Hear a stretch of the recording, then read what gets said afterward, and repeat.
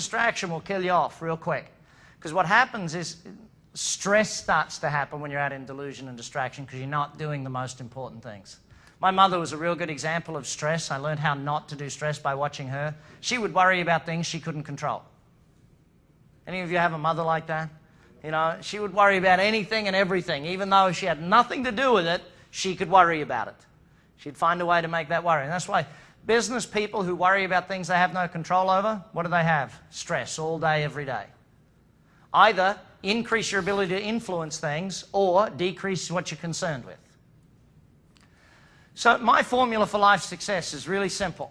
If you want to have things, you got to do stuff. If you want to do stuff, you got to be the right person. In fact, I want you to put a formula in there. Be times do equals have. Now, this formula has been taught for many, many years all across the world, and it's a formula I've adopted as my own for how I see success happen in life. If you want to have a great life, you need to firstly define what you want to have. Then you define what you need to do in order to have those things. Then you have to define who you need to be in order to do, in order to have. Let's say one of your haves was a new $1 million account in the business. Okay? We want a new $1 million account. What do I need to do? I need to make, I need to have 10 prospective $1 million accounts. I need to then close the deal with one of those $1 million accounts.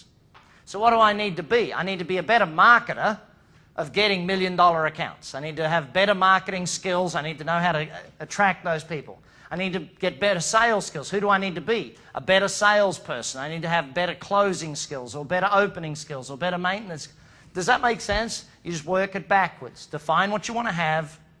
Easily then from there, you can define what you need to do, and then you define who you need to be.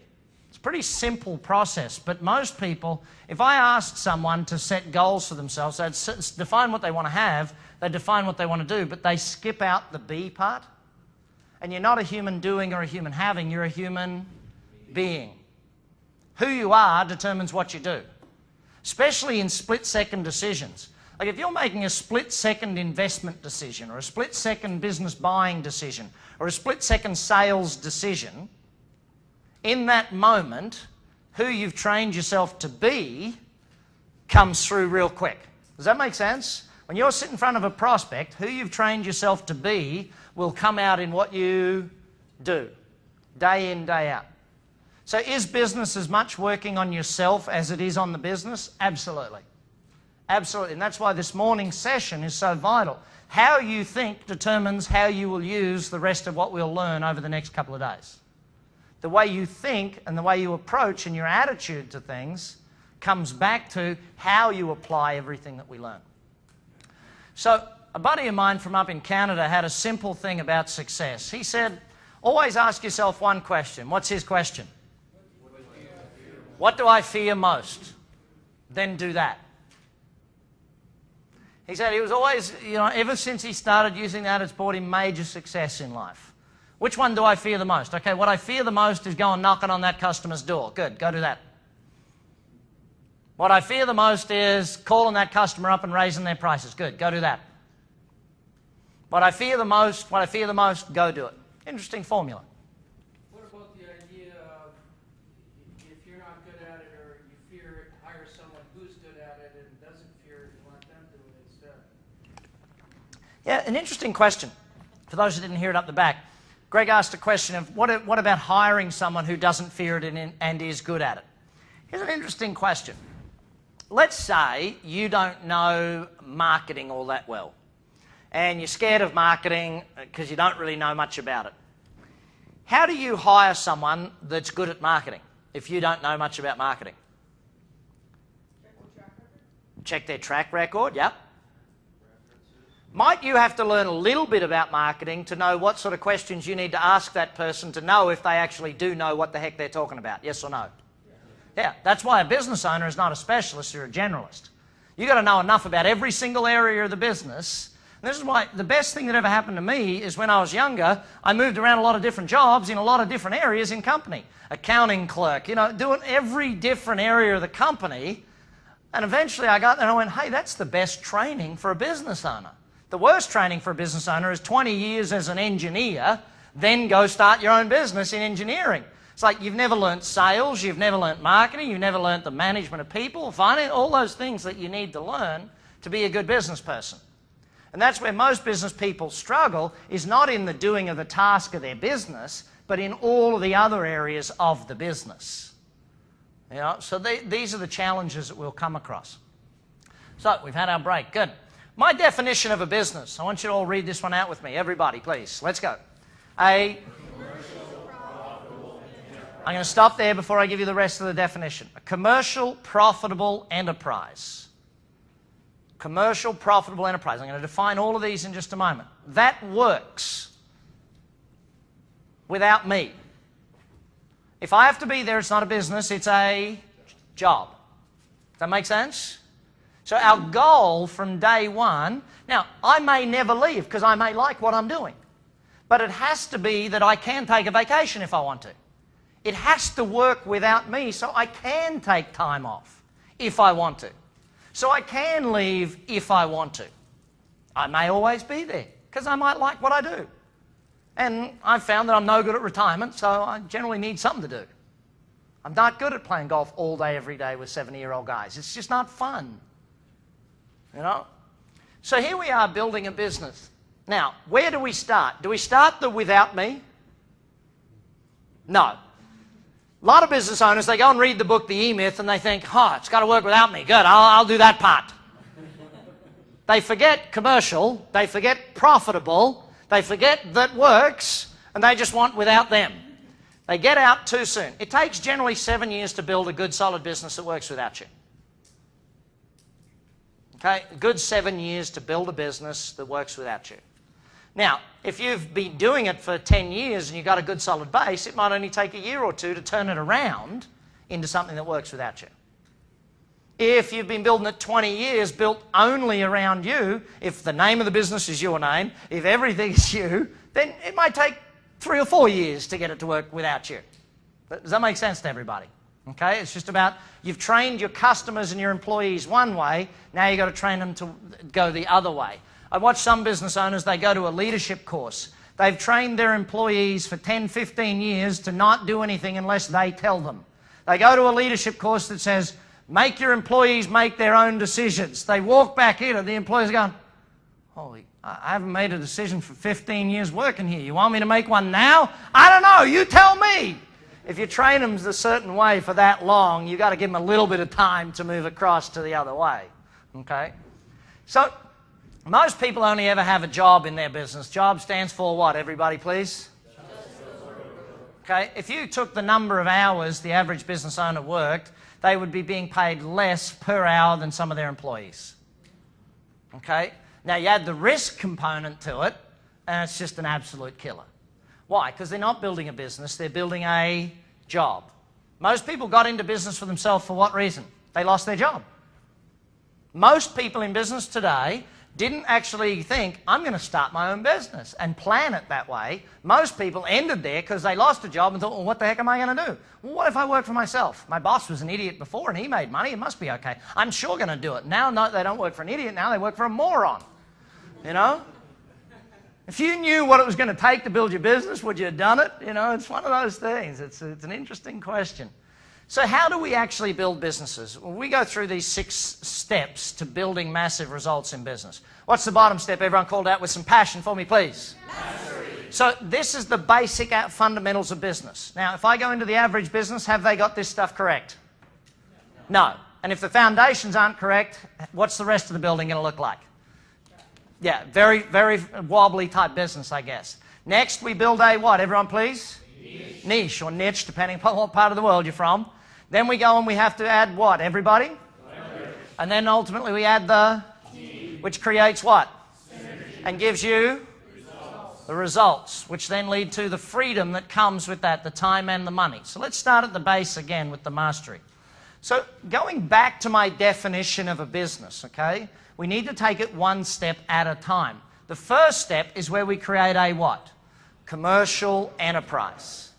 So we have a product or service that is a viable product or service that will sell at a margin that allows us to make money, that is deliverable on a consistent, persistent basis. Now, let's go back to the restaurant example. If the restaurant, well, let me step it back one further. If you were to go into the hamburger business, right, you were to go and open a hamburger joint, how many years might it take you to define the recipes so that you had the right hamburgers that everybody wanted to buy? Think of how many years McDonald's has put into doing that to keep defining their burgers and keep refining them to be the right recipe. You know, every business is different. When you look at a commercial enterprise, most businesses, the product or service they started selling on day one is not the product or service they end up selling as the business grows. They generally find that the customer demands a certain thing and you want to sell this. How many ever had this come? All successful people in business have people come to them, I got this new product, it's the greatest, latest thing, everybody's going to buy one. You know, you've all had someone tell you that story, haven't you? You know, the reality is the market determines what they want to buy, and if you in business are so stubborn that you want to continue selling something because you love it, that doesn't mean the market's going to buy that. Does that make sense? We need to develop a commercial enterprise. So over the years, generally our product or service will change depending upon the demand from the market. Am I making sense here to everybody? Excellent. So the commercial enterprise is stage one. We'll take a look at all this stuff in more detail over the next couple of days, but just don't panic, we'll get to the detail. So the next stage is what, everybody, please? Niche or niche, thank you. So this is where we actually add that next part to it. Not just a commercial enterprise, but now we ramp up the volume of the business, so now we actually add what to it? Profit. So it's not just revenue-based now, it's now profitability-based. We're now actually building the volume or the size of the business so we can add profit to it. Now, if we've missed mastery and that sort of thing, or mastery as you guys pronounce it, if we've missed some of those areas and some of that's not correct, when we start to add profitable, will we start to see cracks in the mastery areas, in the finances, in the delivery, in all these areas we'll start to see problems in as we start to build the business. So when you get to doing this segment, might you have to go back and find you need to fix things at that base level, yes or no? Yeah. It's like when there's, you build a dam, until there's water in there, you don't know if there's any cracks. The moment you put water in, you start to see, there's the problems we have with it. Now, hopefully there won't be any cracks, but generally in business, you'll build your systems, and let's say you build a financial system that could cope with 10 employees, and now you got 50. Does the financial systems that could manage 10 employees, is that okay with 50? No, generally you have to change a lot of things to be able to manage 50 rather than just 10. Making sense so far? So then we move up the scale again and we get to leverage. Leverage by definition is ever more with ever less, okay? Getting more results with less input. I always think of leverage in this manner. So one of the things is, as a teacher, as an educator, one of my biggest challenges is I like teaching things in a way that people will actually use it, not just go, oh, that makes sense. I got to actually use it. So leverage, I've defined a different definition, and my definition today is do the work once, get paid forever. What's my definition, everybody? Do the work once, get paid forever. You guys don't sound too excited about that definition. I'm very excited about that definition. It's like, I'll give you an example. This was my first ever book, Instant Cash Flow. I wrote this now 9 years ago, okay? So 9 years ago, I did the work for this. Now, here's a question. What was my hourly rate whilst writing the book? $0 an hour. I got paid nothing to write the book, okay? So now it took me about 100 hours to write my first book because I really didn't know what I was doing. I had no idea how to write a book and so on and so on. Now it might take me 15, 20 hours to write a book. Okay, so here I am 100 hours. Now I've sold almost 500,000 copies of this book since then. Do you think my hourly rate's looking pretty healthy? Hello? Yes. Yeah, especially because I self-published the first 250,000 and you're doing $10 a book when you self-publish. These days that I've sold the book on, I don't quite make anywhere near that, but it's still a good thing to have out there that every day when I go to bed, guess what? Someone's buying a book. I was on the phone yesterday to a guy in Nigeria. And he's opening our Action Coach business in Nigeria. And I said, oh, you opened the business in Nigeria. I said, how did you find the business? He said, well, I got one of your books from one of the biggest bookstores in Nigeria, the Business Coach. I'm like, huh. He said, yeah, it's now selling lots. They sell dozens of them here in Nigeria. Wow! In Nigeria, people are sending me money every day. You know, I mean, this is the thing. You do the work once, you get paid for ever. You build a business. That's why I invest in real estate. You know, I buy a house once. How long am I going to get rental income for? Forever. Does that make sense? You know, these are the things that I look for. I build a business how many times? Once. Put people in there to run it, so it pays me forever. Or at the very least, long term. I write a business system once. Pays me forever. I employ someone and train them once. They pay me long term. See, at least do the work one time, get paid long term is the very least. I write an advertisement. I test it. I measure it. I use it once. If it works, then I can run it for long term. Maybe forever. But that's my goal in applying leverage to things. Here in this example, the key to leverage in business is a thing called systems. What's the key to leverage? Systems. This is what allows us to build a commercial profitable enterprise, and we add what two words here to the definition? Everybody? That works. So now the business actually works, not the people. Prior to this, the business is people dependent. If Mary in accounting left, who knows what Mary does? Nobody. Now when we systematize the business, now all of a sudden it's in a documented manual. How does Mary do what she does?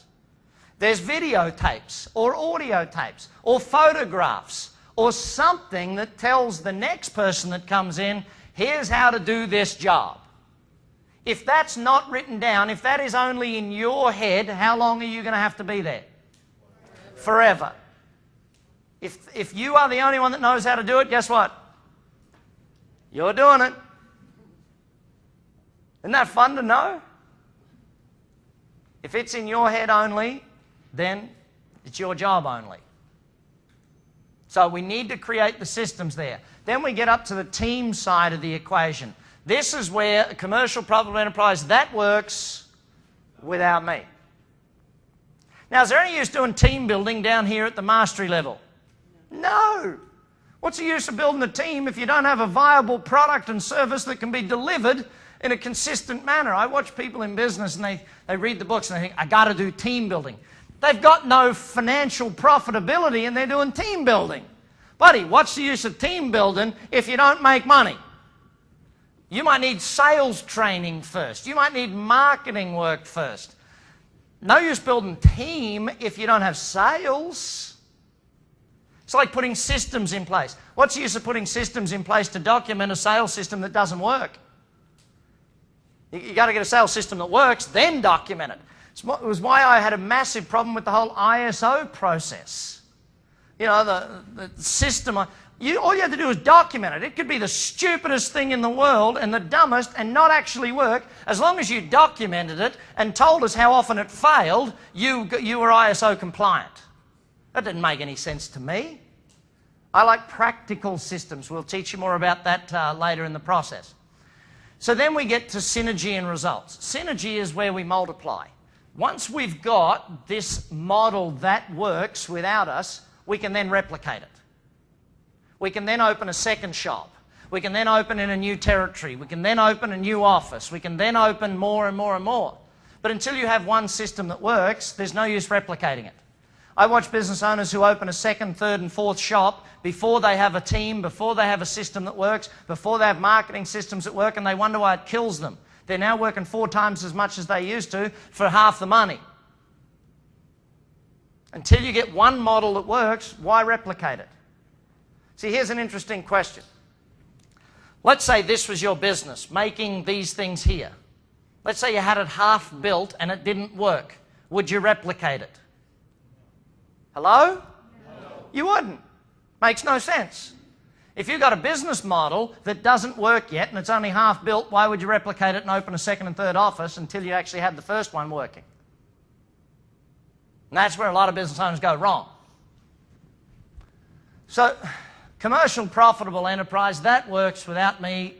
Ultimately, we hit that growth, and then the freedom comes for you as the owner of the business. That's the structure of building a business. If you learn this model, which you are doing right now, how many businesses can you apply this model to? All of them. You can have as many businesses as you want over the rest of your life, and you just work with process. You know, I've tried to simplify business as much as I can. That's essentially what a good teacher does in my books. I remember going to college, and some of the professors, I don't know if you guys had this happen, but you'd get to the end of a lesson and you'd go, so what he said was A plus B equals C. Yeah, well, why did it take an hour to say A plus B equals C in such a complex manner? Well, because it makes the professor seem smart. You know, to me, the smartest teachers in the world are the ones that can make it seem so simple and easy that you get it. You know, and that's my goal here with you today. So we go back to this key to business success, leverage. What's my two definitions that I've got up here for you folks? Number one? Oh, with some passion, please. Ever more with ever less. And the bottom one? Divide to multiply. Now, what do I mean by divide to multiply? Let's think about that for an example. You divide something up to multiply the end result. Well, let's first do the math. 1 multiplied by 1 is what? 1. To build something, we have to divide it to multiply it. And this is where we have to be thinking from a business perspective or a strategic perspective with everything we do. Most business owners are more with more. I want more with less.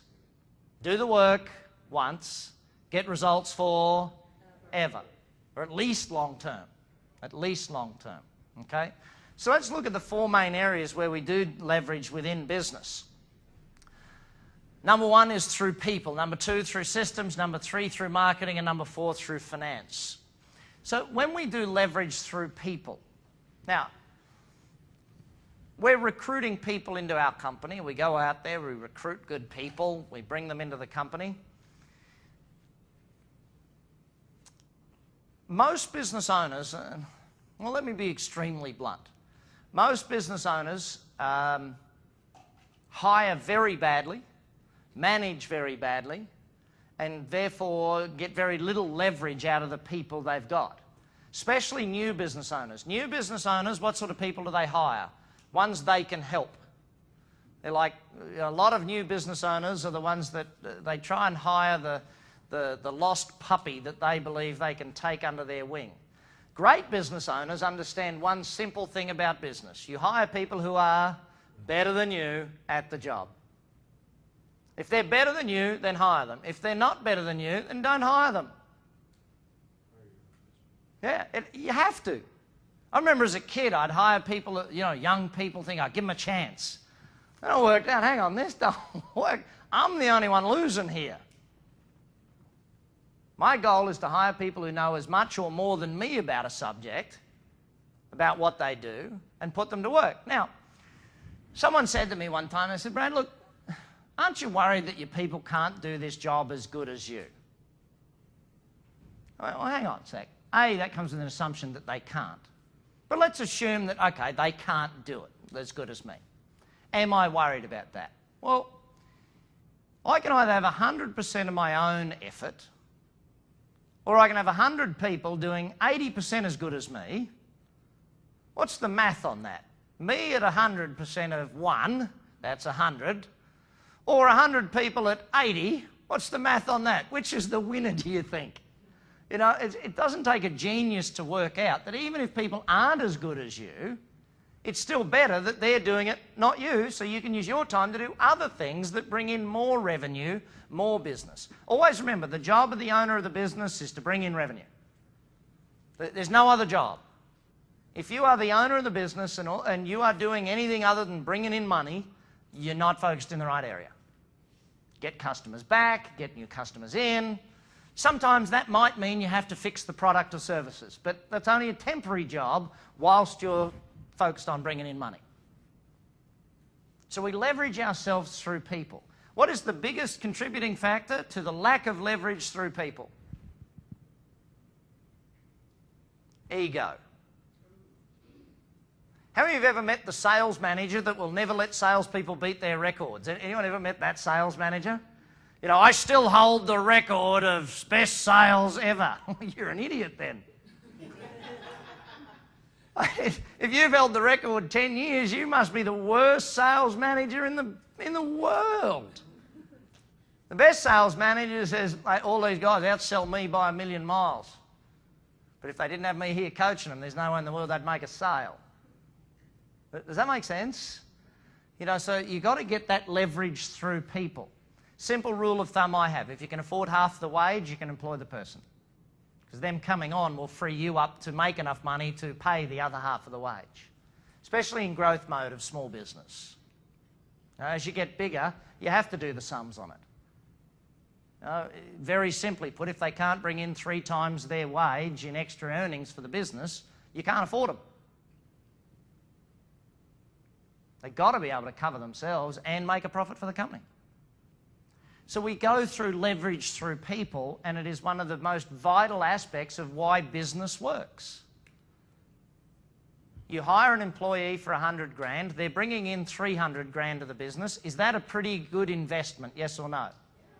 See, if you look at all these as an investment, you start to understand that business is the world's greatest investment. You know, if we skip systems for a sec, I'll come back to it and go to marketing. You know, we'll do a lot more on marketing for the rest of today, but I want to give you a simple understanding of marketing. If I was the bank manager, your local bank manager, and I said to you, listen, if you give me $1,000 today, 30 days from now, I'll give you back 5 grand. I was your bank manager, and you knew it was going to happen. How many lots of $1,000 would you give me today? As many as your cash flow would allow, true or not?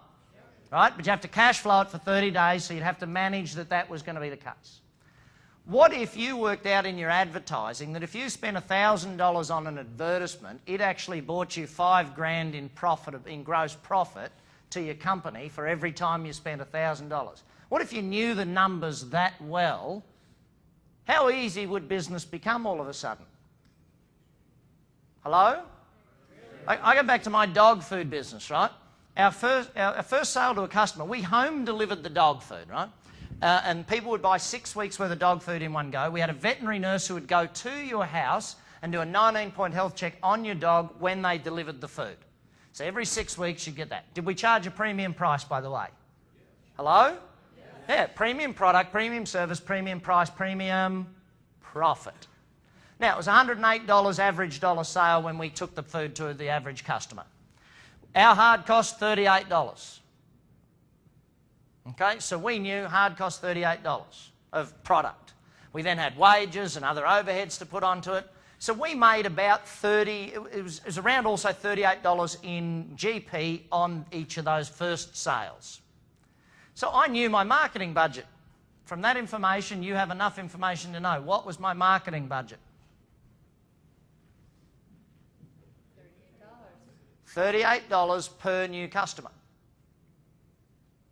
So really my budget was unlimited, wasn't it? As long as my cash flow could manage when I had to pay for the advertisement to when the customer paid me that $108. As long as I could buy a customer for what? $38 or less. My best advertisement, in fact, see, this is how much I'm a freak about getting leverage. My best advertisement was actually my 83rd advertisement I tested. How many of you test? How many of you tested in your business? My 83rd advertisement bought me leads for $3 and customers for $9.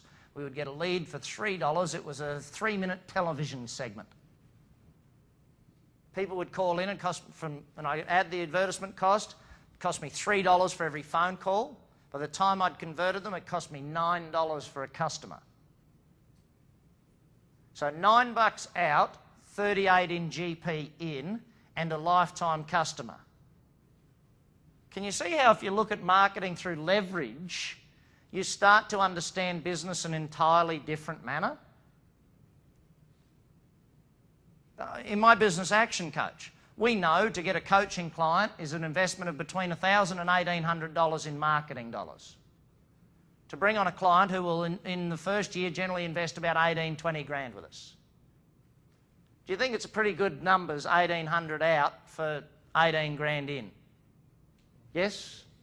Hello? I think that's pretty... If the bank manager give that to you, you'd be lining up, wouldn't you? The thing is, in business, there's a little bit of work involved. There's a bit of understanding leverage and how we do these things. And this is where most business owners fail. Systems, okay? If we write a system, think of this, right? Imagine you've got a task that you spend 10 minutes on a week, every week, and you always have, and unless you systemize it, you always will. What if it took you an hour to write the system of exactly how you did it, and you got that 10 minutes a week back for the rest of time? Someone else could do that job for the rest of time. Is it worth writing that document of that system, or videotaping how you do it, or photographing how you do it, or something? Is that worth an hour's investment, yes or no? Yes. See, what's your return on investment? 6 weeks later, you've got 100% of your time back. 6 lots of 10 minutes, 1 hour. See, some is money, some is time. Which one are you short of right now tells you which area you need to work on most. Where do you need more leverage? Well, I'm short on time. Good. Get more time leverage going. Systemize, document, work on things. If you're short on people leverage, well, okay, how do we... I'm short on time because I'm doing too much work. Well, maybe it's not just systems. Maybe I'm at the people stage. Maybe I need to recruit more people at this exact moment. Then we go through down to the finance stage. You know, and by the way, is there a negative leverage in finance possible? Is that the case? Yeah, some people are leveraged, how should I put this, on stuff. They're deep in debt because they bought stuff. Shoes, handbags, iPods, just stuff. If you buy stuff for the rest of your life, what will you end up with? Stuff all. Nothing. You'll get nowhere. You know, and you know, we live here in the greatest consumer culture. We're in Vegas, baby. Man, this is the stuff capital of the world. You know, what happens in Vegas stays in Vegas, including your bank balance. You know, but you look at finance and people misunderstand how to leverage themselves through money. See, is marketing leveraging yourself through finance? Yeah, if you've got 30 days finance from when you need to pay for, from when you run the advertisement to when you need to pay for it, as long as the customers have come in, then you're good. But then again, leveraging other people through your finance is not a good idea. That's a negative way of doing this. If you've got more people owing you money and it's getting longer and longer and longer, I still see it today. It blows my mind. How many ever see these invoices where you get the invoice and it's got current 30, 60, 90 days? I still see invoices like that. What does that tell you if there's 30, 60 and 90 days on there? You're allowed to take 90 days to pay those people. What a stupid thing to have on your invoice. Why wouldn't you have current 7 days overdue? Yeah, I mean, it blows my mind. And it's your business, by the way. This is a really interesting thing about business people is, let's say you were getting your kitchen remodeled. Anyone had a kitchen remodeled recently? Anyone done something like that? Right. When you go to get your kitchen remodeled, for those of us that haven't done it, what is the payment terms on a kitchen remodeling? How much do you pay up front? I don't know. Do any of us actually know? So when you're a kitchen company and you come in and you tell them, well, you only need 10% deposit, they're this, and they place themselves under financial pressure because they think it makes it. We don't know. If you told me it was 50% up front, I said, oh, if that's what it is, then that's what it is. A lot of businesses make the offer before the client even asks. Have you ever been into a retail store where you haven't even asked for a discount and they say, oh, I'll give you 10% off? Like, you idiot. That's your profit. You've just given it up. I mean, I don't believe that they do that. But that's where finances is something where Being an accountant by training, one of the biggest areas I find business owners lack knowledge is in how to understand their own finances, how to actually leverage their own finances to do better for themselves. And it's generally an area most business owners do need to go and do some training in. You can hire an accountant for sure, but you've got to ask them the right questions. You know, what are they doing? How are they doing it? Where is your tax planning? Is your tax planning leveraged? Is it financed and done well? Or is it done badly? Are you getting a rebate check? Because if you're getting a rebate check, that's the stupidest thing in the world. Because that means they've had it, paying you no interest. You could have had the money invested, doing good. You know, and so there's a lot of things we need to learn. But if we look at our business through leverage and start to understand our goal in our life of business is to leverage each of these areas, to do more with less. If you went back to your business tomorrow and said, okay, let me look at my people. How well leveraged am I in the people scenario? In fact, we're going to do the exercise right now. Out of 10, how do you rate yourself in each of these 4 areas in your business right now, today? So go and put your numbers. How do you rate yourself out of 10? Are you a 5 out of 10, a 10 out of 10? What is your position in leverage right now? Let's go.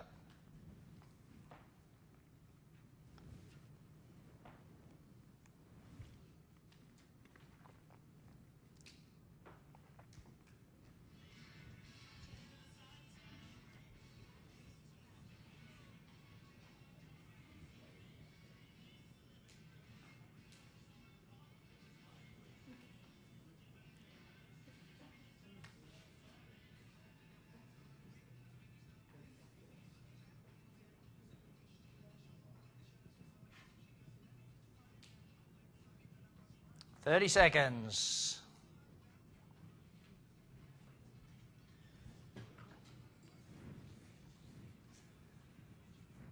And start to finish up. Let's find out how we went as a group. So as a group, how were we in leverage through people? Who's in that 1 to 3 category or 0 to 3 category? Not well leveraged through people. Who's in the sort of 3 to 6 category? You're doing okay. Anyone above 6, sort of 7s, 8s? Okay, so you should be not working very much at all then, okay? Then maybe you need to reduce your score, all right? If you're still working, then, you know, for me, I would say that I'm about a, probably, well, in most of my businesses, I'm a 10 out of 10 because I don't do anything, okay? My RV business, haven't done anything for that for forever. My theatre production company, all I do is read the report once a month that they send me, both of those companies. So look at that. In Action Coach, I'm probably about an 8.5 out of 10. You know, I just took a month off and, you know, if I can take a month off, I'm doing okay. I came back and there weren't any major dramas or major challenges, so they're doing all right. For me to move to 10 out of 10, I'd have to appoint someone else to be CEO. So I don't want to do that yet. I like that job. Good title. But when you come down to the whole point of it, you look at your business, see where is your business at on this chart right now of critical mass? Because this is a real interesting point. How do we get mass in a business? We either get internal mass, build the products or the people or the systems, or we get external mass, more customers, more marketing, more those sorts of things. You know, we've got to build to that critical mass point. You know where I find most businesses are? They plateau off about here. They never actually get to critical mass. They get to big enough to pay the bills and then they stop before it gets that big point. They stop doing the marketing that works. They slow down their marketing. They cut back on marketing. You know, it's like right now you've got this economy that's slowing down. You've got all these people cutting back on marketing. It's like, hang on, this is the time. Like, all you got to do is read the Dell case study. It's a perfect case study of when everyone else cut back on marketing and Dell increased its marketing in the down economy, and boom, all of a sudden it then got the market share that Compaq and HP used to have. It's an example of how Gateway could have done the same but didn't. Never advertised as much as Dell. Dell built the brand and boom. Great case study on what businesses should and shouldn't do. Because if we look at, actually now's an interesting economic time. It's really, we've been through the information age and we're moving into the globalization age. The age of globalization of everything. See, if you look at the economies of the world, what's happening right now is money isn't disappearing, it's just moving. And how many of you read the Forbes richest list just recently? It was about 2-3 months ago in the Forbes magazine. Top 10 richest people in the world. How many Americans on that list today? 2 on that list. How many Indians on that list? 4. Are the finances moving these day and age? This is one of my challenges with business people, is often business people think so small they miss the opportunity. See, where are the opportunities right now? The BRIC countries, Brazil, Russia, India, China. Eastern Europe to a degree. And you start thinking about it and you start saying, well, hang on, am I a business person or am I a carpenter in Las Vegas? What is my business? Well, my business is business. Where do the opportunities come and where do I go? Because it's an interesting time as we look at it. Here's the US firmly entrenched in the information age. You know, here's India, Russia, China, and Brazil firmly still entrenched in the industrial age. All the money, these people that have made all this money, steel, coal, you know, sanitation even. All the most basic products and services that are taken for granted here that are needed in these countries en masse. So we're going through one of the most economically shifting times of wealth movement that we've ever seen in the history of the planet. I was watching last night, I don't know if any of you guys happened to see it, there was The Last Comic Standing, and this Indian comic gets up. He says, how funny is it now? How are you guys even laughing? Even your comedy is outsourced.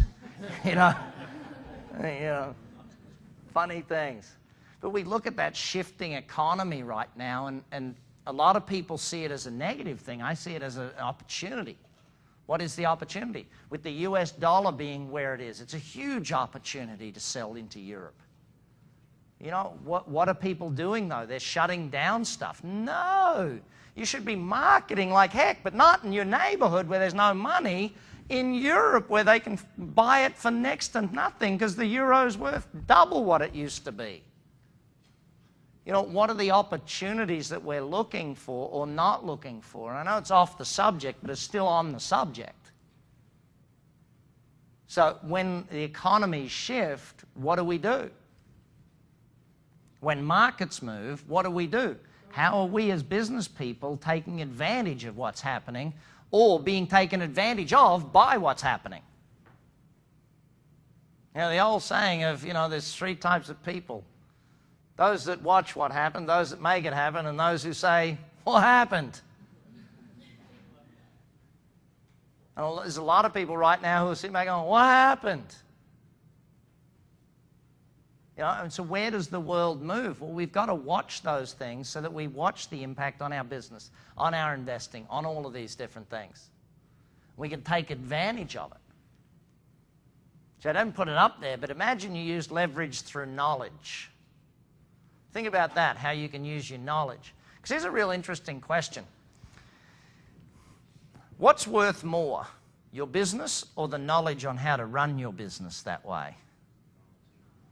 Think of the knowledge. How many different companies could you sell your knowledge to on how to run that business that way? I had a buddy of mine owned a car wash business.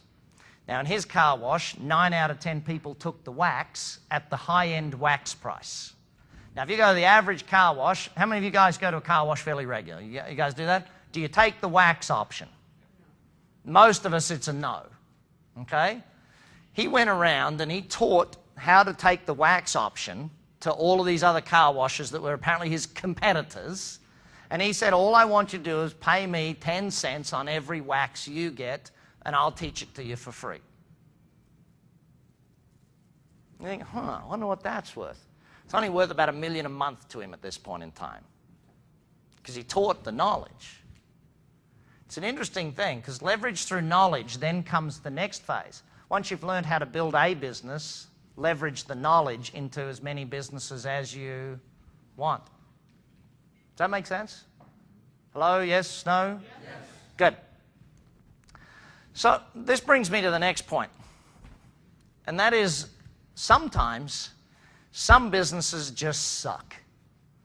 They're in the wrong industry, selling the wrong stuff to the wrong people at the wrong time.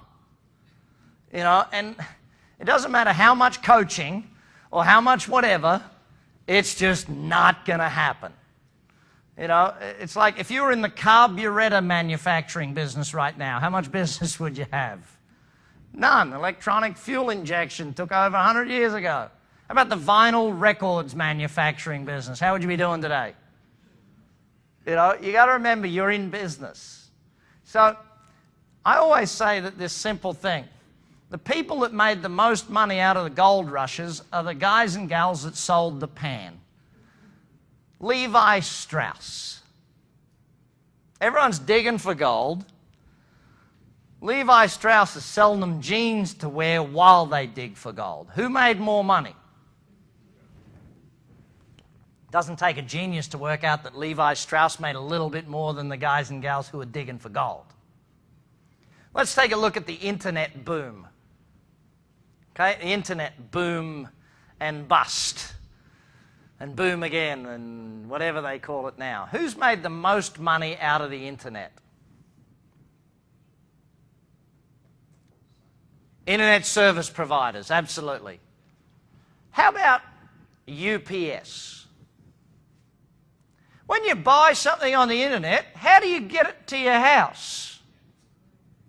UPS, FedEx, or Postal Service? You think about how much money UPS makes out of the internet, it's not funny. Sometimes when you see a gold mine, you've got to say, okay, what's the pan? What's the thing that I can sell to everyone rushing to the gold mine? See, on Mother's Day, what's the number one thing you want to be selling on the side of the street? Flowers. You know, what's the key ingredient to making a successful restaurant? A starving crowd. If you're at a Memorial Day picnic and you're the only hot dog vendor at the joint, are you going to make money, yes or no? Yes. You know, and this is where sometimes in business we've got to pick and choose our game. Sometimes we've got to look at the game and start saying, one of the countries we do a lot of business in is New Zealand. And I have a very soft point for New Zealand because I did a lot of business there early on in my career. And super entrepreneurial country. Per capita, one of the most entrepreneurial countries in the world. But that's also a detriment to it because when one guy or one gal has a good idea, 42 people copy it, and yet there's only 4 million people in the country, there's only room for 2. You know, so sometimes you got to look at it. It's like if I get another person call me and say, I got a good idea for a coffee franchise. You idiot. You know, there's a few of them already out there. It's like the iPod. Microsoft comes out with the Zune player. Tries to directly head-to-head compete with a product that's already firmly entrenched and got the market. How stupid is that? I don't care how much money they throw at it. If you want to beat a product, you've got to come out with a better product. So sometimes in business, it doesn't matter how much leverage, how much marketing, finance, all that other stuff. Sometimes your product just sucks, move on. Okay? I always say to people, listen, if one person says no to your business plan and financing your business, keep going. If 22 people say no to it, stop. You know, there's something wrong with it. If 22 knowledgeable people have told you your business plan sucks, go do something else. Rewrite the business plan. Number of people, I don't know, it wasn't actually on here in America. It was on in Canada and most of the rest of the world. It's a TV program called Dragon's Den. And they had people bring in inventions. It's kind of like American Inventor. And they brought in these inventions, and it was a bunch of fairly wealthy people that would either say, yes, I'll invest in it, or no, I wouldn't. And I had a real problem with this show because they're investing in the idea. Ideas are a dime a dozen. Are there a million ideas of businesses you could go into or products you could build? Yes or no? Millions and millions of them every single day. Does the idea make a business successful? No. What does? The people, the systems, the marketing. So I own a lot of racehorses. Any other racehorse people in the room? Anyone backs the horses? In my racehorses, do you think if I go and spend $500,000 on a horse, do you think I'm concerned with who's riding the thing in the race? Yes or no? Yeah. Because what's more important, the horse or the jockey to winning a race? Jockey. The jockey will determine if you win or lose a race. I can put the greatest horse on the track with an idiot jockey. What's my chances of winning? 0. No chance of winning whatsoever. But I can have a pretty good horse with a great jockey, and I've got a damn good chance of winning it. Does that make sense? Business is the same. I don't care what the product is, what the idea is, because whatever the product or idea was at the beginning, it probably won't be that when the business is up and running and making a lot of money. The product or service will change. That's why a lot of businesses, it takes them several years to finish their product lineup. Like I see you wearing a Harley Davidson shirt. How many years do they spend on developing products that people like and knowing what product to sell, where, how, and so on? You can't, those things take time. So when you look for this, when you're looking at business and your business, sometimes the business you're in today needs to shift and say, okay, what are the growing segments of the market, and am I going after the growing segments of the market, or am I trying to hold on to a dwindling share of something that's dying off? You know, if you look at the market, let's stay with motorcycles. Is the chopper segment of motorcycles a fast-growing segment of motorcycles, yes or no? Huge. Why? Because there's that dang 2 idiot brothers and their father on television every day at Orange County Choppers. You know, I mean, and you can't not watch. It's like a car accident. You just have to look and see what stupid things they'll do tomorrow, you know. But you see there and you think, this is a growing segment. So how do you take advantage of? And so on and so on and so on. And every one of us in business has to permanently be looking, what is the next gold mine?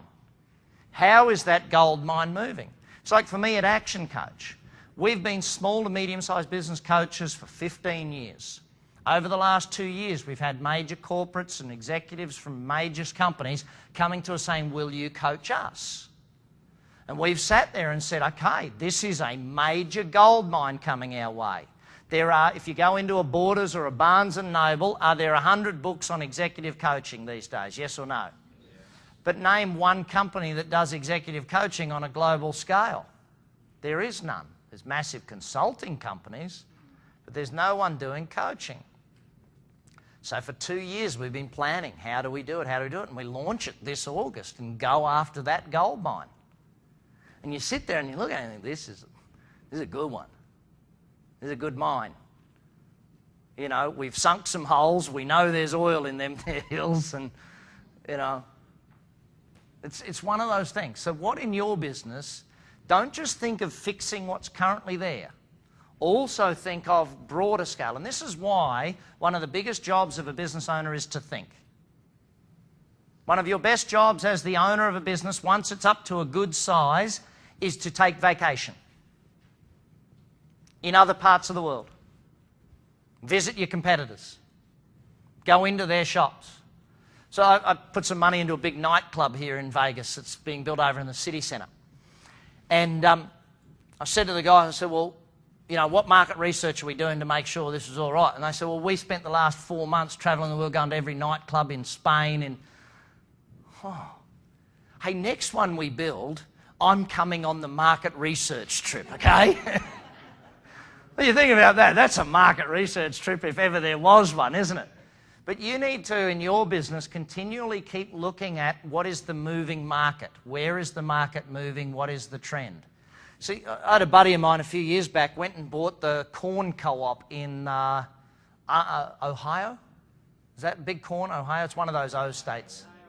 Iowa, that's it. One of those centre states, you know. They're all the same. They've all got the big billboards that are damning me for driving through their state. You know, and I'm sitting there and I'm thinking, why did you buy that? He said, well, ethanol. He said, ethanol's going to be the big thing. And now today, is he doing all right? Hello? Yes. When he bought it, They thought, who's this idiot Australian coming over to buy our corn thing, paying double what we believe it's worth? Now it's worth about 10 times what he paid for it because all the laws now being passed for ethanol. And then you look at food costs today.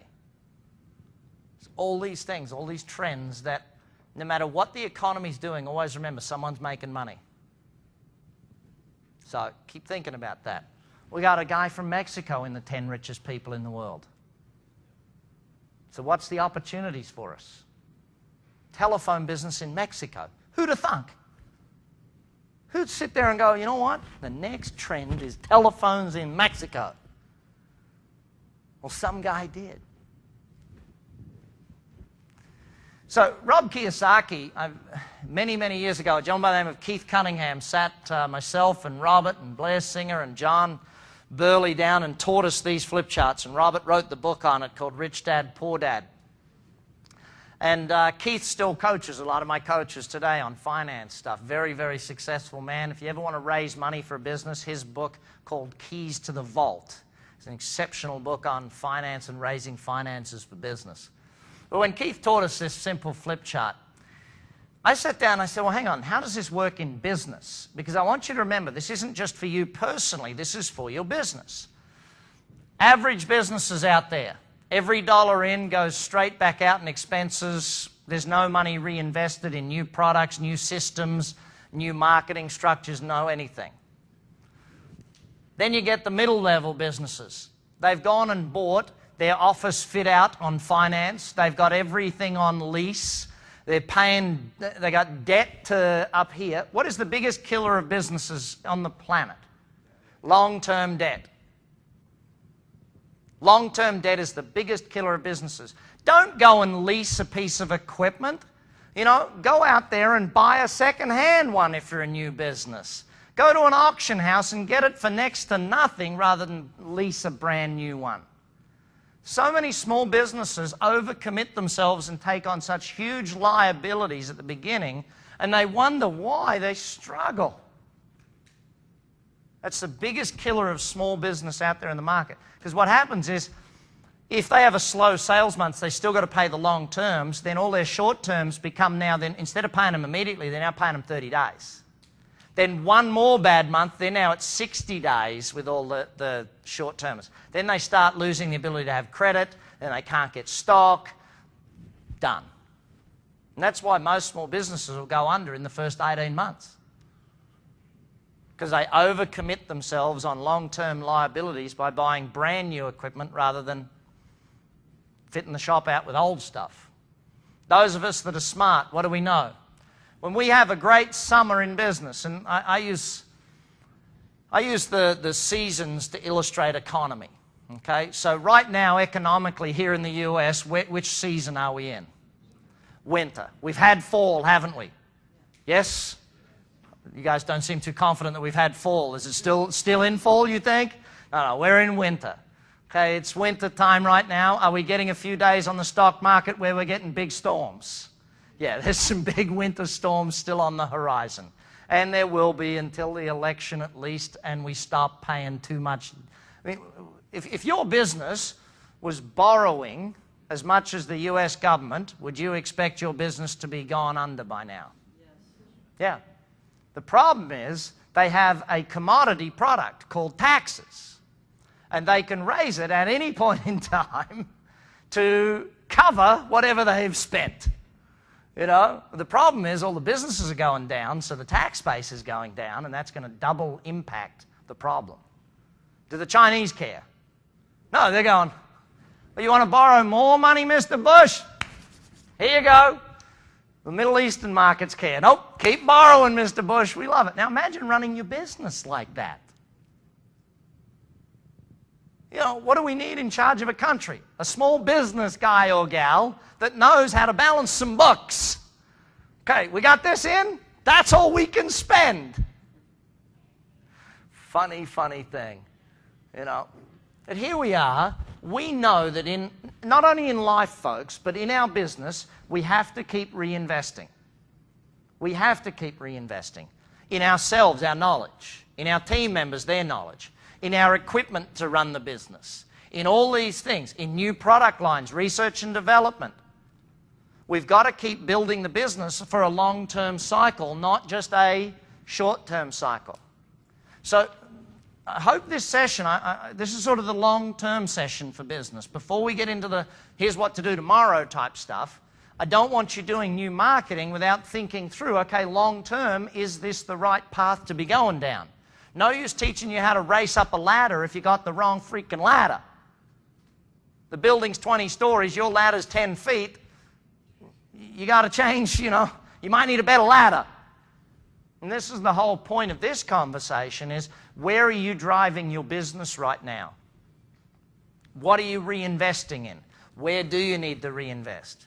The greatest thing I see for all of you is, what are you doing reinvesting? Knowledge. One of the key fundamentals of reinvesting is the knowledge, especially in the people-based economy we have today. So, all this knowledge, keep reinvesting, it brings in more money. Marketing investment. All the 4 areas of leverage, people, systems, all those investments, finance, marketing. We keep investing so that we build a long-term organization, not just a short-term business. And that's the way that we build great businesses.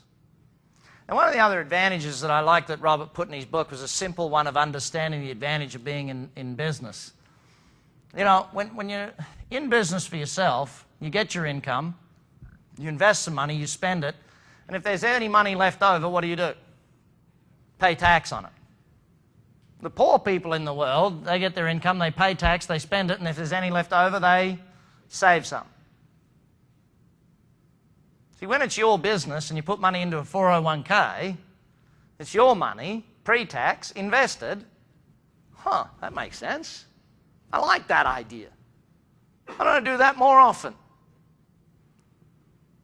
And this is the greatest thing about being in business. And right now, in fact, here in the US, this is a great thing. Have they just given us another great advantage here in the US to go and spend a bit more money? Economic stimulus package. We can spend a whole bunch more right now on all of a sudden buying more equipment that we get to write off at a faster tax rate and cut our taxes down for this year. Stuff we were going to buy anyway, if you just buy it now, you get a better tax deduction on it. So simple things that we look at, and this is where knowledge comes into it. If you don't keep your hair, if you're so busy cutting hair in your hairdressing salon, will you read anything about this stuff? No, you won't. Will you be thinking about where your next salon should be? No, you won't. So marketing is the area we're going to focus on. Here's my thing of marketing. It's twofold. There are 2 areas you have to cover. Number 1 is what, everybody, please?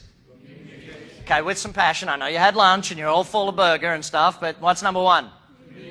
And number 2? See, in buying something, all you've got to do is think about how people buy stuff today. Okay, and to do that, we almost want to go back in history. What was the first form of marketing that existed? First form of marketing that existed? Word of mouth, wasn't it? Okay? You would trade stuff. They would then have the markets, like the markets. And if you were growing pumpkin and you had too much pumpkin for your own family to eat, what would you do with it? Take it to the markets and barter or trade with someone who had chickens. They got too many chickens, so they want some pumpkin, you want some chicken. So it was a trade environment. So where did you learn about the product? From the person that grew or made the product. You learned it one-to-one. Does that make sense? That's all marketing that existed in those days. Gradually, we moved to the general store. Right? So the general store became the way where we bought things in its history of buying stuff. Now, I tell you this because I remember my grandmother at one point telling me that she remembered the day she went to the store and she was smarter than the clerk in the store. Now, for us of us here in this room, we're like, huh? Of course I'm smarter than the clerk in the store. But in those days at the general store, the storekeep was the word of mouth. Every new product that came onto the market, the storekeep was the one who imparted the knowledge about the new product. Here is the new shoe shine. You've got to try it. It's how it works. I'll show it to you and all that. Because how many new products came onto the market back in the general store days? 1 or 2 a week or a month or however long. It wasn't a lot of products. Does that make sense? And then they also had the barkers, you know, the travelling salespeople who would sell the product. What would they do? The same as an infomercial today out the back of a van, wouldn't they? Okay, same sort of thing. So then we went to the supermarket. With the supermarket came the advent of branding. Okay, because in those days you learned about the product from someone you trusted. Now you go to the supermarket, there's 10 different varieties of soap. And you're looking at it, you're going, which soap is the best? I don't know. So what you did is you trusted a brand. There was no one to ask, okay, which is the best soap? So you had to find, and if you trusted the brand, you bought the soap. Does that make sense? And so the advent of branding and TV advertising and all these things, as long as someone trusted the brand, they would make a purchase. Now, as we move through time, we get to a point where this thing called the internet comes along. Now, when the internet came along, because see, back in the day of supermarkets, how did you research a product? Word of mouth. Word of mouth was one way. How else did you research it? You went to every shop, didn't you? You went into one shop when you were buying a car. How many car yards did you have to go to? All of them. How many did you have to test drive? All of them. How many people did you talk to? All of them. Nowadays, if you're buying a car, how many car yards do you actually need to visit? None. You can buy it and have it shipped online. You can go online and actually see more of the car than you would if you went to the dealership. And you don't have to have some guy leaning over you with a tie that's too short. You know? It's amazing how you can do so much. And this is where we talk about communication and education. One of the biggest challenges with people is, what should I buy? How should I buy it? How much should I pay for it? Now, what do the majority of us do before we go and make a major purchase? Google. New car. Boom. How many websites will we go through? 10, 20 websites. Eventually we'll narrow it down. We'll look at all the pictures. They've now got 360-degree views. You'll go through everything. Eventually you'll get it down to, okay, it's either that one, or that one. I'm going to go and see those three. And whereas before you had to see everything, now you know it's only one or two or three. Because the variety of products and services on the market, now it's harder to buy. We need more education. And one of the biggest things a lot of marketers are missing today is actual education. How do you buy stuff? So here's a question for all of you. Does anyone in the room own a waterbed? Anyone own a waterbed? Okay. What are the 7 most important factors of buying a waterbed if you had to go and buy one today? Doesn't leak. But is that a factor? How do you know that it leaks? How do you know what will leak? What's the importance? Is there a thickness of the thing that it should have? Is there not? Is there a water quality test? Is there a... And this is the thing. When someone's going to purchase today, it's very difficult to know, how do I actually make this purchase? Unless they're an expert in the purchase. It's like, you know, certain subjects, people become an expert before they'll go and buy. A repeat customer, they know what they're looking for. They've been and shopped with you before. All you've got to do with them is build trust, rapport, and good customer service type thing. But a brand new customer is standing there, I don't know. What should I buy? Now, to a degree, we still follow brands. Is that true? Yes? No?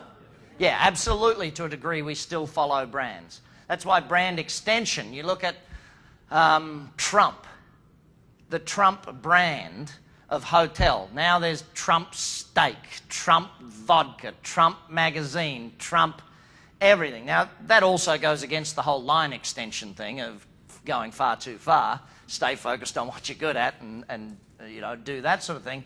But then you take a look at it and you think, okay, what are some line extensions that have worked? How have some of these companies made it into other different areas of using their brand that is trusted? Ralph Lauren is a good example. Started in clothing, now has home stuff, now has sheets, bedding, plates, cups, you name it, paint. You go to Lowe's Hardware and there's all the Ralph Lauren paint colours. It's like, huh. You know, and this is the licensing of brands and that sort of thing. You know, we're here in Vegas, the Playboy brand, licensed across so many different things. So we do still trust brands, but in our smaller businesses, unless we're representing a major brand, guess what? Do we have the budget to create brand awareness to a level that we want? Yes or no? No, we don't. Our advertising will create branding gradually, but the best form of branding for a small business is what? More customers. Got more customers, got more brand out there. It's pretty dang simple for a small business to get that. The budget isn't there. So we need to have great communication and great what? Education of customers as to how they actually do this purpose. Because if you look at it, most people don't know all of these things when they go to make a purchase. And just a pretty picture won't give them enough information to make the purchase. Now, some people will want all the information. Some people will want 4 or 5 points. But we have to have it available for them to do it. It's like you go to a website. Some of us, like me, I'll look at the first 5 or 6 things. That'll be enough for me, and I'll make my decision. How many of you are going to read every single page of the website? You're the highly detail-oriented people. Where are those people in the room? We're all business owners, so I doubt there's many of them. Yep, no, there you go. So, you know, you've got different styles of people that will buy in different ways. But how do I choose what to buy? It's like when I'm bringing someone to Action Coach and they're looking to invest in a franchise with Action Coach, I have to teach them what should you look for in a business. If you are going into business for yourself, what should you be looking for? How do you make a decision to go into business for yourself? Second thing is I've got to teach them how do you get into franchising. Why would you go into franchising? Why would a franchise be better than doing it on your own? See, these are things that people have to know in order to make a decision such as mine. So what are the things people need to know in order to make a decision such as yours? Now, some purchases, you're very lucky if you have an emotive product. How many of you sell an emotive product like a Porsche automobile? You know, still people are going to use logic, but to buy a Porsche, see, someone goes and buys a Porsche. Do they come back to you and say to you, yeah, let me tell you why I bought this. It was actually the 3mm gap in here that was actually the perfect width of... No, they come back and say, doesn't that look hot? Isn't that the best looking car? If I don't, you know... And this is the whole point behind it. Most purchases are emotional, but some products get us more emotional than others. Now, does Porsche, by the way, do a great job with their marketing of helping build emotion into their product or service? Absolutely they do. You know, so we've got to educate people with all these things. So to take advertising as being marketing is one of the big mistakes of small business owners. There are literally hundreds of marketing methodologies. Advertising is just one of them. You can't just say advertising is marketing. Now, where does marketing finish? It doesn't. If we really think about it, marketing doesn't finish with a prospect or a client. How come? Do they have friends? Yes or no? Hello? Yes. So if someone is one of your clients, is there a better chance they'll refer someone than someone who's not a client? Absolutely there is. So how long do you want to keep in communication with them? Let me give you an example from my own business experience. In Action Coach, I had a client of mine who, not more than an hour ago during lunch, I just checked my emails. This gentleman, his name is Walt. He's from Louisiana. 5-6 years ago, Walt came to me about Action Coach when I first opened it here in the US. And he said, Brad, it's not the right time for me, but when I retire, I'm going to be a business coach. So we've kept Walt on the database. He keeps getting the email and stuff. One of our guys in Louisiana just happened to ring Walt this morning off of one of his direct mail lists that he had called Walt. Walt sends me an email. Oh, Brad, I'm great. I heard from one of you guys. I'm actually retiring in 10 months. I'll be a coach then. How long do we keep in touch with prospects, I wonder? You know, what's the value of that? And this is some of the things that we have to look at. Where do we keep marketing and how do we keep marketing? You know, the biggest asset in most small businesses is your database. It is your most valuable asset. When you go to sell a business, you heard of the term called goodwill. What is goodwill? Your database. You don't have a database, how much goodwill you got? Very little. You got a good database, you've communicated to a lot, you got a great goodwill. I had a client of mine, he was an ice cream store, sold ice cream scoops. Now, he'd never kept a database of customers for his business. He'd never kept in touch with any of his past customers. All these people bought ice cream off him for 15 years. He never kept in touch with them. He moved his shop around the corner. because he wanted a bigger location. Not a good move, because guess who took the lease in his old location? Major chain ice cream store. Could he communicate to his old customers that, hey, I've moved? No. Did his old customers care that he'd moved? No. You know, and you look at it, that database, the people he'd met, huge value. Now, not only for the business you're in currently, what if you started a new business? Might some of those customers that trusted you in the old business buy from you in the new business, yes or no?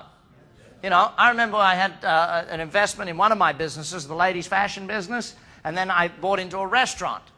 Guess what I offered all the customers from the fashion business? Free dinner in my restaurant, a free bottle of champagne if they came and had dinner in my restaurant.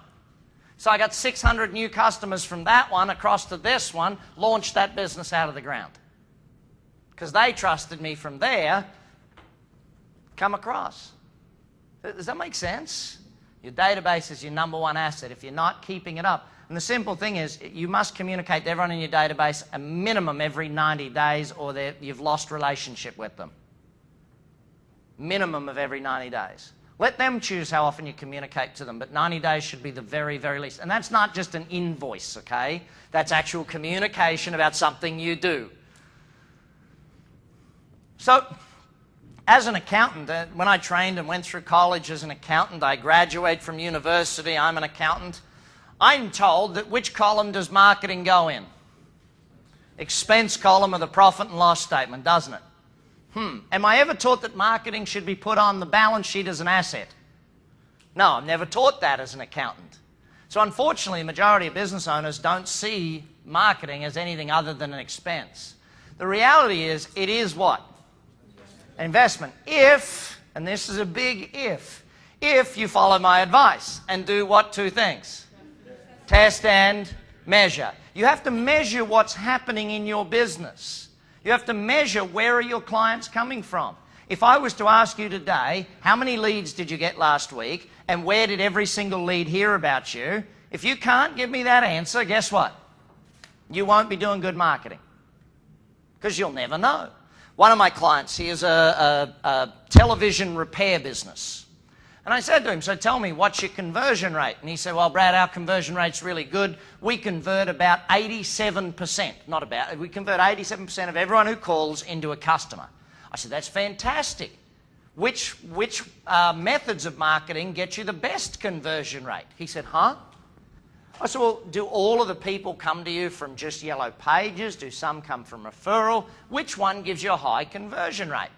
So here's what we found, and this is the key to actually building his business. The warranty work that came in, what was the conversion rate on warranty business? 100%. The conversion rate from referral, yellow pages, and the other, guess what that sat at? About 13%. Where was there more profit? Warranty work or yellow pages work? Yellow pages by far. When we actually did the numbers, he was losing money on his warranty work overall and making it up in his yellow pages, and that's how he broke even. See, you have to know the numbers to change the numbers. But this is where measuring is of vital importance. If you own a retail store and can't tell me how many people came into your store today, you don't know what you're doing. If you own a service business and you can't tell me exactly how many phone calls you received today and where every single person that called you came from, which media, was it yellow pages, was it an ad in the paper, was it a news magazine, was it a referral, was it off the internet, you can't know your business. And you won't grow a massive business if you do not know those numbers. You know, I can't stress this stuff more importantly. Marketing is math. If the math works, it's good marketing.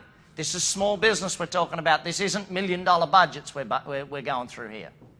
Question? And when you talk about testing measuring, it's as simple as, obviously, everyone's manning the phones, there's a little sheet in front of them or whatever, if you're not that high-tech, state-of-the-art, saying, okay, what did you hear about us? Yep. Little check-off box. It's as simple as a bit of paper that says, by the way, how did you find out about us? Yellow pages. Tick. It's as simple as when someone's coming into your store, oh, by the way, how did you find our store? You know, it's as simple as that. When someone makes a purchase, just asking the question, oh, by the way, what marketing led you to our store today? You know, these things, how many of you know when you get on the internet that pretty much every time you fill out an order on the internet, it asks you that question, doesn't it? Or it's automatically in there. And so these are some of the things that business owners miss, and then they wonder why it's hard to make decisions. You cannot manage what you do not measure. And here's the interesting question. Well, actually, I'll come to it in a little while. Testing, let's add that. We're measuring everything. Now we got to test stuff. When you go to writing an advertisement, should you write one advertisement and place it in the newspaper and test it? No. How many advertisements should you write? At least a dozen. See, I'll give you a thing from my book, Instant Advertising. 80% of all marketing campaigns will fail. They will fail. 80% of advertisements will fail. Question is, are you smart enough to test them first, find out which 2 out of the 10 marketing pieces you're doing actually are good and get results, and then actually keep running them with the big budget? Most people throw their big budget out and wonder why it doesn't work. They go and do a direct mail piece to 20,000 people without having tested the list. Why would you do that? If you're going to buy a database list, you'd say, okay, give me 500 to start with. If you get 0 responses from 500, what's that going to tell you? Okay, that list may not be the right list for me. We'll get to more on that as we go through the day. But we have to test, folks. There is none of this one ad. I remember years ago I had this guy from an ad agency stand up at a seminar and start arguing with me. He said, no, that's not the way it is. Really? Tell me, sir. How is it? Well, half the marketing works, half doesn't. You'll never know which half, so don't worry about it. Okay, as an accountant, I'm personally offended by the fact that you assume I can't count. You know, I can count. If someone comes in and says, well, yellow pages, good. Which section of yellow pages? You know, you can get down into more and more detail as you go through this sort of stuff. You know, and the more knowledge you have, the better your decision-making can be around your marketing. So we got to measure it first, then we got to test new strategies. If you change your sales strategy, does it work better? Does it work worse?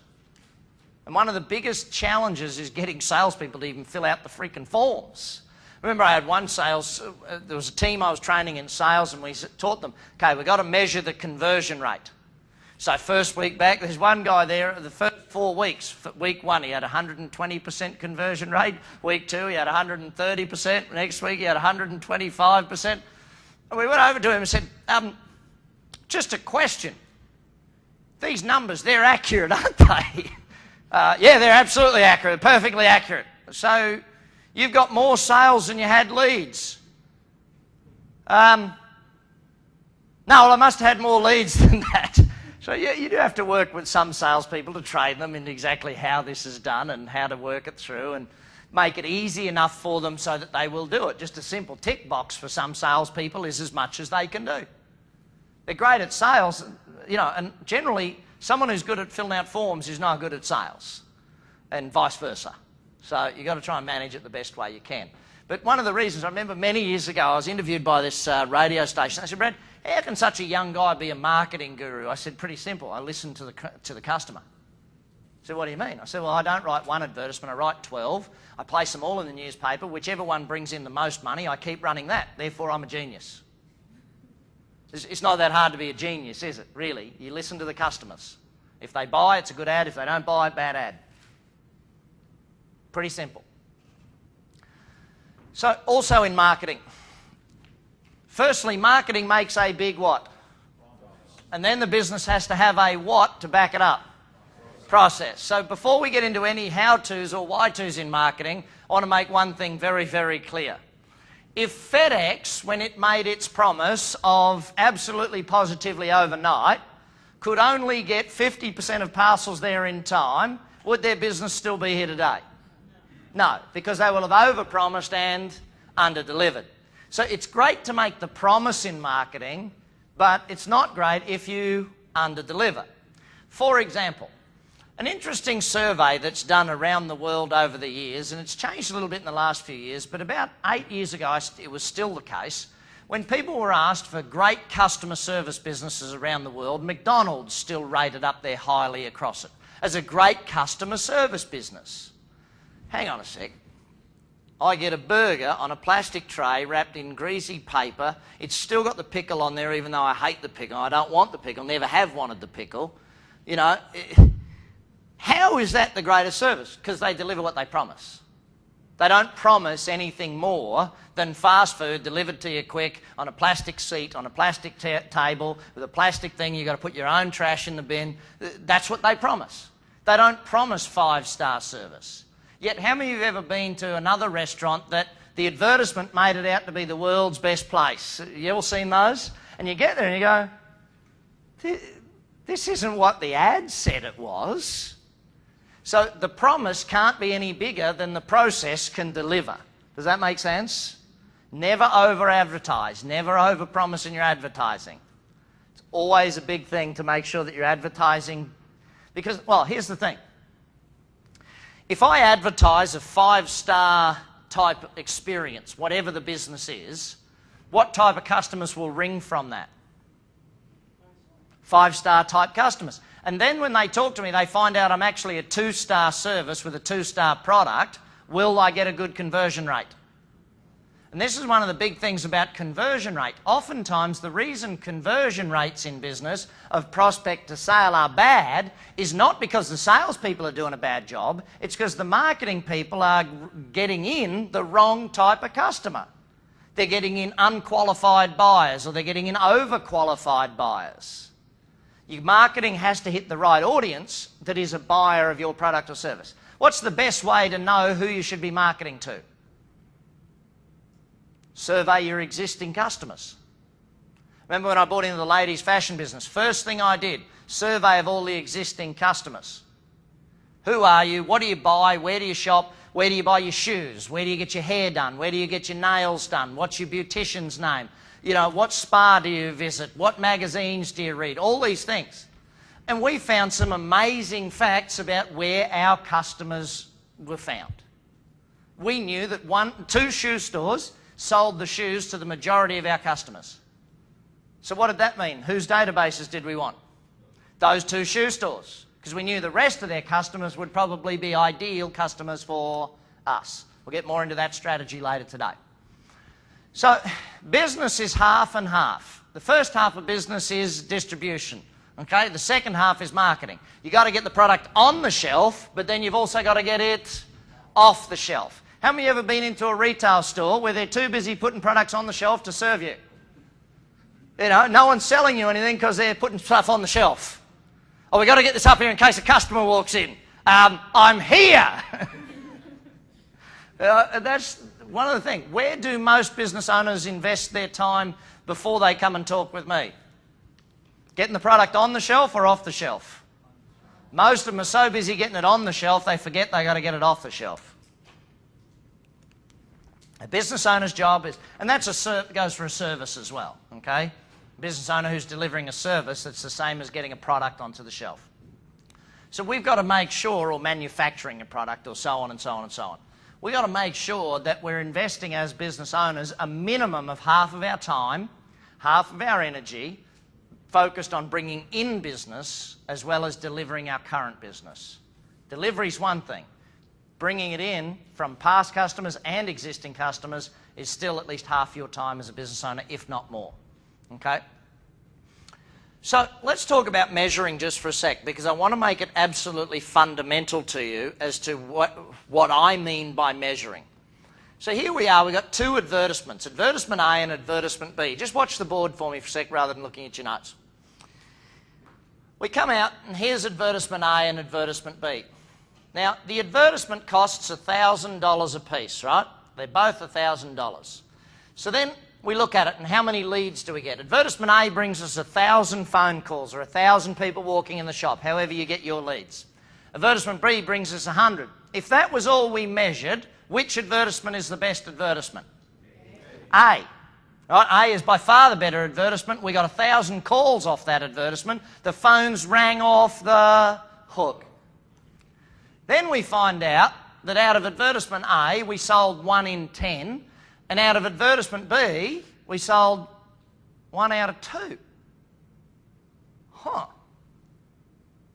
geez, a lot of work to only sell 1 in 10, but we got 1 out of 2 here. So we only got half the number of sales, but gee, it wasn't as much work. And if you were sending out brochures and stuff, is there also a cost of sending out brochures? Answering the phone, doing all that work. So we got to start thinking. But still, we got 100 sales in A and only 50 in B, so which one's still the better advertisement at this point in time? Still A, isn't it? So then we go back and we say, all right, what was the average remuneration that we got from these? Our average dollar sale was 500 on the first one, 1,000 on the other one. All of a sudden, what's happened? They're the same in financial results in, but probably more in financial results out because A took a lot more work than B did. Does that make sense? Hello? Yeah. Okay, so then we say, well, okay, is that where we stop measuring? We could, but what if we went further and said, all right, what was the profit out of each and every one of those sales? Well, this one here we got $200 profit 100 times. This one here we got $200 profit 50 times. They bought more, but they bought stuff without as much margin in it. All of a sudden, which one's leading again? Back to A. So then we find out, because we measure and we watch these things, we find that in becoming a client who came from advertisement A stays with us for quite a few years and invests $5,000 with us over time. That's pretty good, isn't it? Okay? Advertisement B, now they invest $10,000 with us over time. Now, do you think, by the way, many businesses know this information about their business? There'd be almost no businesses other than ones coached by Action Coach that actually find this information out about their business. With this information, are you making much better marketing decisions on a day-to-day basis, yes or no? Absolutely you are. Then we find out referrals. People who came from advertisement A, on average, sent us 10 of their friends over time. Now, their friends are probably going to be what? Similar spenders to them. People from advertisement B sent us 2. So which advertisement do you run? They both were $1,000 a piece. Let's do votes. Who votes advertisement A? Who votes advertisement B? Who knows it's a trick question, you run both of them? Oh, there's profit in there. It cost $1,000. From the first sale, you got 100 times 200, 20 grand in profit from $1,000. Would you keep running that advertisement, yes or no? Oh, yes. Look at the lifetime value in it. There's 5 grand times 100 people. You know, I think I'd run that out a couple of times a day in as many magazines and papers as I could, or on TV or on radio or wherever the advertisement was run. But this is starting to, if you start to understand this, can you now start to understand what I mean by running your business rather than doing the job of the business? See, does this take time, energy and effort to do this sort of stuff? It does, it definitely does. But would it be better off long term doing this or cutting hair? Doing this. And that's what the hairdresser who's cutting hair has no ability to do this because they don't have any time. So gradually we need to build the business. Your business won't be at this point on day one, but as you build your business, it will get to a point where you know these sorts of numbers and you can keep track of it and you can make exceptional decisions. See, what's your return on investment of $1,000 turning into here? Is that a pretty good ROI? Would you do that one at the bank? Yeah. These are the things that I look for time and time again in business when we're doing these advertisements. By the way, the bakery with the chocolate eclair, let me tell you what I ended up doing with him. His advertisement used to be like a business card advertisement, name, rank, serial number, that sort of stuff. I turned it around, I put a little dash border around it. The headline read, free chocolate eclair. Just cut out and bring in this coupon and you'll get a free chocolate eclair, the whole thing at his bakery. Now, when I first designed this advertisement for him, he looked at me with what sort of look in his eyes, do you think? Absolute fear. Brad, I couldn't possibly run that advertisement. Do you know how many people had come in here for a free chocolate eclair? I said, no, how many?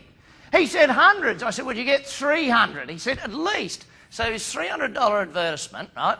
He gets 300 people into his shop. Now, how much does an eclair cost? So far he's in for $1 a piece. I said, how much does it cost in hard actual material cost to make your eclair? He said, about 30 cents. I said, excellent. So now you're up for $1.30 a piece. Now, let's just test this and see what happens, but I'll bet you most of them will buy stuff. And I gave him a script of how to convert them from just getting a free eclair into buying other things in the place. Now, when we did the test, 1 in every 17 people came in, grabbed the eclair and walked out. 16 out of 17 made a purchase. Average dollar sale, $4.50. Did he make money? Now, first week he ran the advertisement, 587 people came into his shop to get a free chocolate eclair. Only 1 in every 17 came in, grabbed it and walked out. I'm sure all of those were related to each other. They went around, stole all the newspapers, cut them all out. Quick, let's run in and get 12 free eclairs, off you go. You know, but they're only 30 cents a piece. What's it matter? Now he's got to test and measure. So 587 of them came in. On average, they spent $4.50 while they were in the shop doing that. And he had 587 people that knew about his shop. So I rang him the next week. I said, hey, how'd the ad go this week? Oh, I didn't run it this week. Well, why not? Mate, we were so busy last week. Yeah. Now, some of you laugh, but I can guarantee you if I came into your business, I'd find something stupid like that too. Because we all do it, okay? It's just human nature. You can't be brilliant at everything all the time. There's going to be certain things you'll forget and not keep doing. But the reality of it is, if you do test and measure, if you do know your numbers, you can get the results. Time after time after time. I've used that eclair strategy with all types of businesses. Accountants. I got my accountant to produce, it was at the time, many years ago, a tape, the 17 fastest ways to reduce your business taxation liabilities. Or your business, no, sorry, we made it much simpler. That was his wording. Your business tax bill, I think it was the end. And so he ran an advertisement. He used to run the usual name, rank and serial accountant ad. We turned it around. 17 fastest ways to reduce your business tax bill this year. Call now for a free tape and you'll get this. All of a sudden, he's getting literally 100 people a week that are prospects for him to be their accountant. He could only run the advertisement once every 4 weeks to keep up with the business. From putting a tape together. What can you do to get more leads in? We'll discuss that strategy more later on. This is more about the testing and measuring and understanding. If you know the numbers, business is simple. In my franchise, I know a simple fact, okay? Selling a franchise for me. It costs me $6,780 to sell a franchise, for which I bring in $50,000. How often do you think I'm willing to spend $6,700 to bring in 50? Often. Does that make sense? I know it takes 78, 79 days on average to get a deal done. So all I got to do is cash flow, 79 days, and I know I've made plenty of money. Business really is that simple if you know the numbers. If you don't know the numbers, business is pretty complex because you've got to have gut feelings. Well, I think that's going to be a good one. So that's how we get an unlimited marketing budget. Our acquisition cost versus our lifetime value. What does it cost to bring on a customer versus how much are they worth to us over the lifetime of the customer? If you look back at that test and measure, you can see what it costs to acquire a customer. Now, there's 2 numbers I want you to start measuring and make sure you know. Cost per lead and cost per sale. A $1,000 advertisement, you get 100 phone calls. What does each lead cost you? $10. Does that make sense? Now, if you only sold every 3rd person, that means 2 out of 3 went away. You sold 1 in 3. How much does each sale cost you? $30. Does that make sense to everybody? If you know those numbers, life is so simple. What does a lead cost? What does a sale cost? Now, in the beginning, you'll just know that overall. As you get better at this, will you know it per sales medium? Like yellow pages, radio ads, the internet, referral, you'll know it per medium. When you get really good at it, will you know it per salesperson? Does that make sense? And as you start knowing all those numbers, you know your acquisition cost, which is the cost to what? Buy a customer. How much does buying a customer cost? And if you know those numbers, life becomes so simple. Your marketing budget becomes unlimited. Because you know what your average sale to them is, you know what your profit is, so you know how much you can spend per customer. I remember in the dog food business, I used to have a deal with radio stations. I would give them the advertisement, and I'd say, listen, when you're ready, tell us, we will put a separate 1-800 number, a separate 800 number on for your station, And every time the phone rings from the advertisement you run on your station, we will pay you $12. Does that make sense? So if you've got dead air time, you can run our advertisement. We'll pay you $12 every time someone calls. Here's the results from other radio stations. Off you go. So we would get 100 spots every week with no actual outlay, but every time the phone rang, we knew our conversion rate. We'd sell to 1 out of every 3 people that called. You'll be able 36 bucks a sale. Pretty happy? Absolutely. Radio station happy? Absolutely. Customers happy? You betcha. So we're acquiring customers, and then we want to boost lifetime value. So how much does it cost to get them in, and then how much are they worth to stay? And that's where I mentioned to you earlier, if you're good at bringing in new customers, maybe your area you have to really focus on is lifetime value. Maybe it's keeping them longer that is the biggest challenge for you. I remember I was giving a seminar many years ago now. One of the guys, I did this whole thing about, keeping your customers coming back. And I said, does anyone have a problem with that? And the guy stands up and he says, yeah, I got a big problem with that. I run a funeral business. I said, oh, that's a great business to be in. I said, just a question, is the family the customer, or is the dead person the customer? He said, the family. I said, any of them ever going to die? Yes, good. There's repeat business in there if you keep the family happy, But the thing of it is, there'll always be bits and bobs that say, oh, it doesn't perfectly work for my business exactly that way, but if you do it right, you'll find a way to make it work for your business. These numbers will never lie. Lifetime value. You can do so many things. If you know this stuff, you can incentivise your salespeople differently. How do your salespeople work? If you know the lifetime value of a customer is this, then okay, a customer's worth $5,000 a year to us and they stay on average 3 years, and your salesperson, if they bring on the first sale, might only get $50. You might say, well, all right, what if I gave my salesperson $200 for a new customer for the next 3 months? How many new customers might they bring in? And if you can cash flow the loss and make it up in the back end, it's worth testing, isn't it? So this is where loss leaders might not be the product that's a loss leader. It might be the sales commission that's a loss leader. It might be the marketing strategy that's a loss leader. Like I put on free seminars. When I first started Action Coach, I did free seminars with a newspaper group. I put 288,000 people through free seminars in 2 years. Now, why would I put on free seminars for people when everyone else in the seminar industry was charging $100, $79 for a seminar? Why would I do them for free across the whole country? Well, A, my sponsor paid for pretty much all my costs. B, I knew my conversion rate. If I got in front of someone, I knew I could sell this many people into this and this many into that and so on and so on. So was it actually a cost to me, or was it just better marketing than running a big advertisement and hoping someone calls? By putting on a free seminar, I get a whole bunch of prospects in a room that see they're getting value and are willing to then buy stuff. So what do you do? How do you do it? All different things. I'll get to more strategies like that later today, but lifetime value we'll come back to also. So my rule of 10 by 10. Now this rule applies across all areas of marketing, but it's a very simple rule. You're on a diving board. You've got one pillar holding up your diving board. Is the diving board designed to make you go up or down? Initially up, but eventually down. Most businesses are like a diving board. They have one methodology of getting customers. Or they have, it's like walk-in traffic is where 80% of their business comes from. Or they've got one big client that gives them 80% of their business. Most businesses do not have a bulk different ways of getting customers.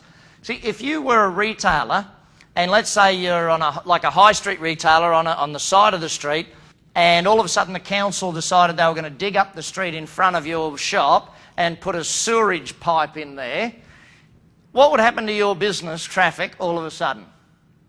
It's gone. It's pretty much gone, isn't it? So if you only had that one way of getting customers, you've just lost your whole business. When I had my pizza manufacturing business, we had 2 customers, the 2 biggest retail chains in the country. They were our customers. We had 2 pillars holding us up. But really it was only one, because it was supermarkets. That was it. So one of our competitors forgot that if you don't actually cook the salami, salmonella can get in it, and all of a sudden people got very sick and one person died from it. Not our problem. We didn't have it. Guess what the supermarket said? It is your problem. Remember that policy of sale or return? If we don't sell it, we can return it to you. Here it is. All of it. Huh. Guess that business is out of business.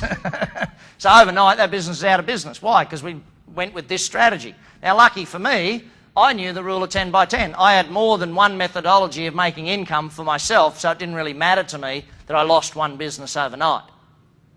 But where do you get your customers from? How many customers do you get from each marketing strategy? I always say you need 10% of your customers coming from 10 different marketing strategies so that your business is always safe. If the internet is 100% of your lead flow, what happens if your website crashed?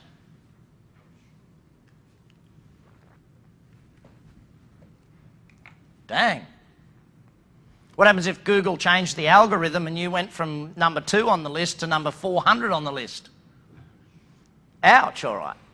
So the rule of 10 by 10 makes us look further afield than the simple marketing strategies and say, okay, what else do we need to have in place? But that also being said, what if referral marketing was one strategy you used? How many referral strategies are you allowed to have? Many as you want, but my rule says you've got to have 10. See, one of the things about human beings is I believe we should be given limits on everything, then at least we'd do it. See, when it's unlimited, most human beings don't do stuff. It's like you've got unlimited number of ways of advertising your business. So how many do most people do? 1 or 2? If I told you when you started your business, all right, you are only, Jack, allowed to have 10 advertisements running at a time. How many advertisements would you have running at a time? 10, because that's all I'm allowed. I must do all I'm allowed. Yeah, and this is with referrals. You can have 10 different referral strategies working at any point in time. You can have 10 different advertisements. Can you have more than one advertisement in the same section of Yellow Pages advertising different segments of your business or different ways of doing it? And one of my clients was a plumbing contractor, and the local newspaper classified section is where he got the majority of his business. And he was one of 4 major advertisers in that section in his local newspaper classifieds. I said to him, we're going to do something here. What we're going to do is you're going to take another 3 ads every week in that same newspaper, running the advertisement with different words in each one. So now there's 7 major advertisers. You are 4 out of the 7. Different phone numbers, different company names. He had 4 phones sitting on his desk. So people would ring. And how many people do you ring when you're ringing a plumbing contractor? You generally ring what? 3. And you ring up, what's the price? What's the quote? What's the price? You get through 3. So he would ring, the phone would ring, yep, Jack's Plumbing, yes, yeah, go through the price. Oh, you'll call me back, righto? What would happen the next second? That phone will ring. And so eventually, you know, you can do all sorts of different things to be able to be out there running the business. The funniest story he ever told me, he said, I had this one lady rang me and she said, oh, I'm so glad I got into you. You sound much nicer. The guy I just spoke to was really rude. And it was him, you know. But, you know, what can you do and how do you build your business? And not only is there 10 by 10 in lead flow, but as you'll see in a minute,